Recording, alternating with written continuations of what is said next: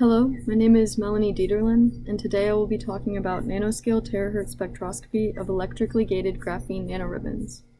First, I want to thank our collaborators at the University of Wisconsin-Madison, as well as the funding agencies that made this work possible.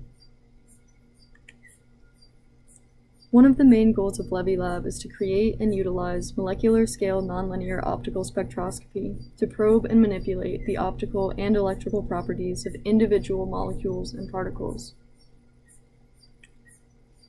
To do this, we use a complex oxide heterostructure, lanthanum aluminate strontium titanate, or LAOISTO, which has a thickness-dependent metal insulator transition at the boundary of the two materials. As shown in the figure to the right, when LAO is grown at a critical thickness, we are able to control the metal insulator transition, and it can be reversed. We've developed a way to control this transition locally using contact AFM lithography. We begin with LAOISTO, grown at the critical thickness. Contacts are grown at the interface during our sample processing, and using a conductive AFM tip in contact with the surface, we apply a voltage. A positive voltage will effectively deposit protons on the surface of LAO, resulting in electrons attracted to the corresponding locations at the interface of the two materials, which will act as our nanowires. These structures can be erased by applying a negative voltage, and they can be drawn as small as 2 nanometers in width. An analogy we use is that of an Etch-a-Sketch, but at a nanoscale. Using this CAFM lithography method, we've created, among other things, a THz generator and detector. The right figure shows a conductive nanowire drawn between a source and drain, with a 10 nanometer insulating gap that acts as our nanojunction. On each side of the nanojunction, there is a voltage sensing lead.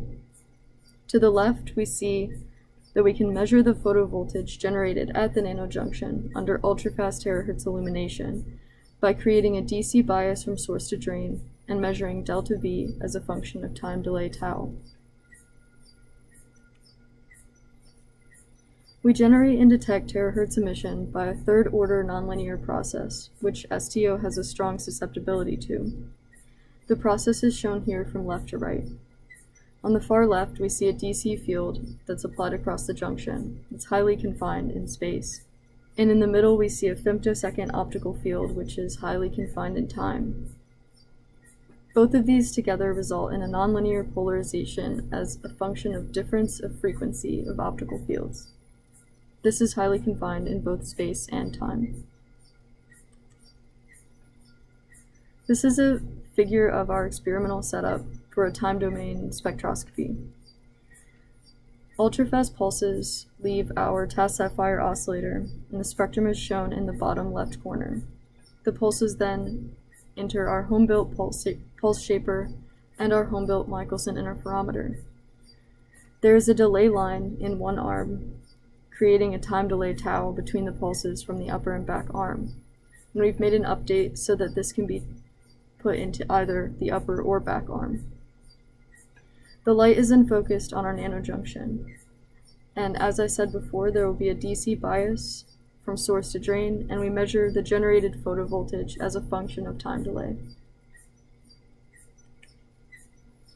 We've demonstrated with these devices an ultra-broadband terahertz generation and detection at a 10 nanometer scale. Figure A shows 2 wave mixing experiments over a large frequency range. The linear response of the junction is shown in figure B, and figure C shows the broadband nonlinear response. We are able to generate frequencies over a 100 terahertz broadband. We've used this platform to study the nonlinear optical properties of multiple nanoscale objects, including gold nanorods and 2-dimensional graphene, and we hope to use it to study even more.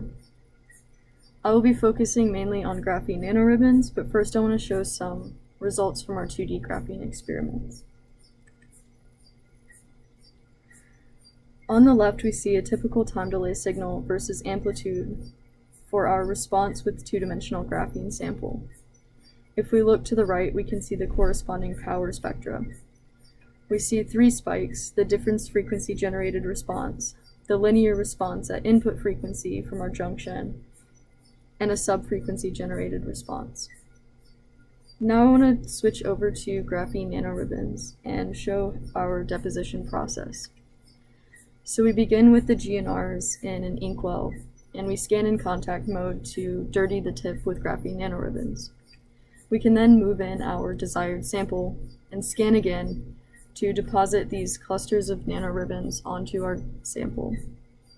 We can then find the graphene nanoribbons and design our device around them. And then we're ready to perform optical experiments on the junction with the nanomaterials corresponding to our junction. I also wanted to show this deposition process in real images. So this is one of our samples before deposition. So you can see the terraces of our samples and a few small particles of dirt that have been left over from processing. But if we scan again after our deposition, we can see a number of graphene nanoribbons have been scattered across the sample. And I want to point out the scale on the right image of 1 micron. If we zoom in again, we can see these GNR clusters are relatively small. We can deposit graphene nanoribbon clusters as small as 1 to 2 nanoribbons in size, and these labeled clusters are about 10 nanoribbons, based on volumetric analysis. So once we've dropcast the nanomaterials, we can locate them with the AFM and design a nano device to fit around them. So I wanted to show one of the designed devices. So the picture on the left, we can see our full device. So we have a source and drain on each side of the junction, as well as our voltage sensing leads. And on the right figure, we can see the nanojunction around a small cluster of graphene nanoribbons, amongst other clusters that have been deposited. The bottom right figure shows the emission from a GNR under THz illumination dependent on voltage sourced across the junction. And this shows our ability to measure terahertz and conductive properties of nanoscale objects with unprecedented resolution. Moving forward, we hope to look at different interesting properties of the GNRs like photoluminescence and electroluminescence and more, but we also hope to make advancements to our system. We're looking at different geometries of GNRs to compare and contrast their properties, as well as looking into placing GNRs in nanovias to come in contact with the interface of the two materials rather than on top of the LAO. We're also looking at designing different circuit geometries, like shown in the bottom right, so that we can apply our DC bias both laterally and perpendicular to the length of the GNR. With this geometry, we will be able to effectively oscillate the applied electric field, as shown in the left. We aim to be able to control the properties of these GNRs as a means to produce graphene nanoribbon-based qubits with our devices. I want to say thank you to all of my lab mates and mentors, and thank you for coming to the talk.